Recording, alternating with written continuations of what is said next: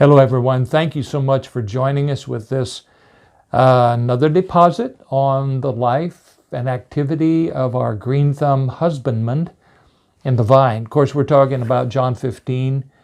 And Jesus said, "I am the true vine, and my Father is the vine dresser." Remember, the green thumb Father owns the vine. Every branch in me that does not bear fruit, he takes away.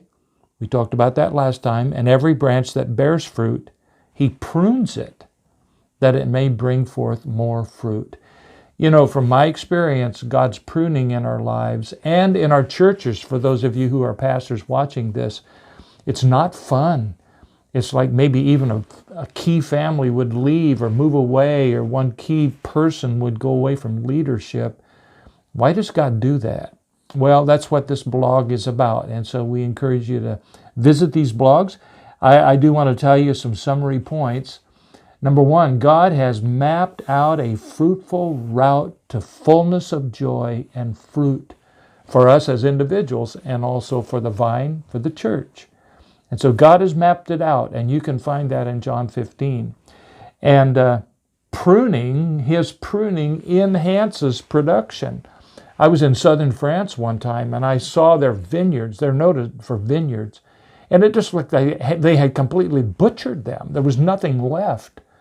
But the vine dressers tell us that they cut it back so that the good and the better gives way to the best. And then what happens, as I understand, is that more of the vine grows around the branches. And so I looked at those stark vines and I said, will they ever bear fruit? But the vine dresser said yes. And I will tell you, God, along the way, when we have those maybe tragic prunings, I remember when we lost our farm. That was huge to me, because that's where I grew up, and it's, why did this have to go? But God pruned that from my life. And God had built-in resources to come alongside of us during those times whenever there is pruning. And you'll find those in our blog and also in the text. I might say to you, no pain, no gain. Somehow there has to be those things in our life where we evaluate what the priorities really are. And finally, I might say to you, just go ahead and rejoice big time, because you're not home yet. I believe that we're going to see the full-grown effect of God's pruning in our life when we get with him in glory. So today it's our Father, sweet husbandman, vine dresser. He's a green thumb, and he just wants to bring forth abundantly the life of Christ through us.